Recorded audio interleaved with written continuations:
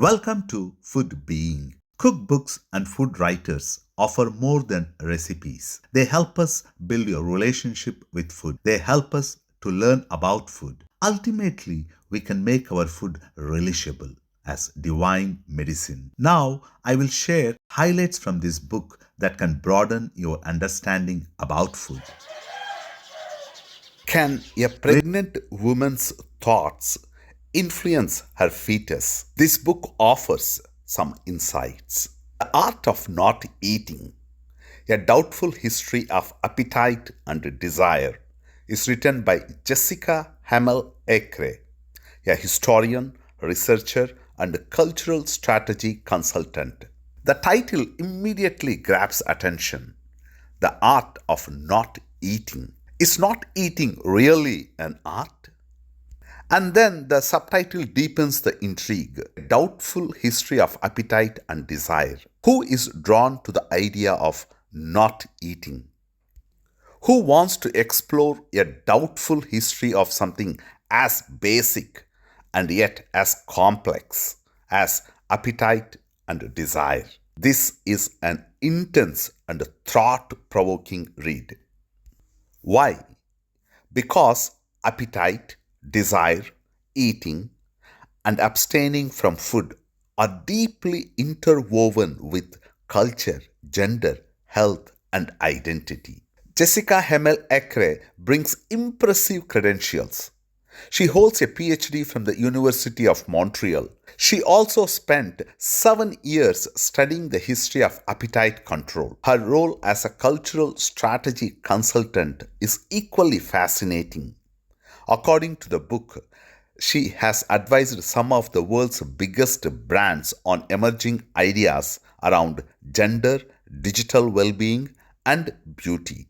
It is structured into 17 chapters across 4 parts. Part 2 is titled Ouroboros, a word I had never encountered before. Ouroboros is an ancient Greek symbol of a serpent or dragon eating its own tail, representing eternity, rebirth, and the cyclical nature of life. And what can one learn from this book? It is essential reading for anyone seriously interested in appetite, fasting, the history of eating, and conditions like anorexia. It is valuable for those exploring women's health, feminist thought, and even for gynecologists. The book offers a personal narrative. The author charts her own experiments with appetite. The book introduces us to George Cheyne, an 18th century polymath known as Dr. Diet.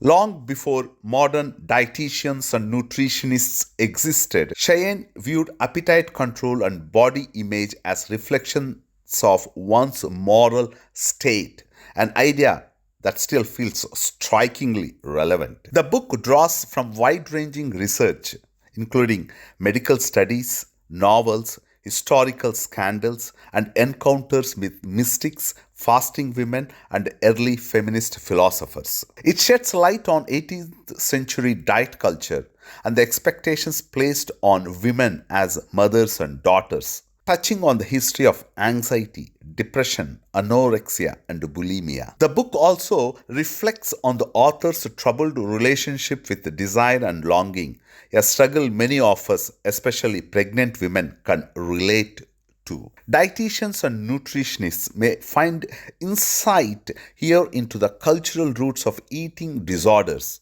and the spiritual dimensions of eating, abstinence, and self-control. Psychologists may be drawn to the book's deep questions. Is anorexia voluntary or involuntary? What drives people to choose starvation? One compelling case study involves a woman named Hester and the clash between female rationality, religious belief, and scientific thought. The author also shares how her social circle reacted when she began preparing for Catholic catechism and baptism, adding another layer to the memoir. This book is especially powerful for women thinking about pregnancy, already pregnant, or navigating the physical and emotional shifts that follow birth. It explores how pregnancy can reshape appetite and identity.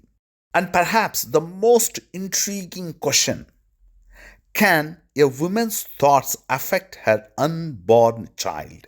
Does maternal imagination harm or heal the fetus? Could thought itself be a form of preventive medicine? The answers to this question, this book offers some answers. Jessica Hamel-Akré approaches these questions with rigor, academic honesty.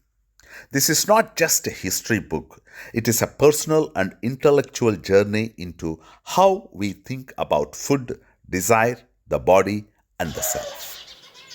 Ladies and gentlemen, boys and girls, and everyone in between, let us make our shared journey ever more lively and lovely.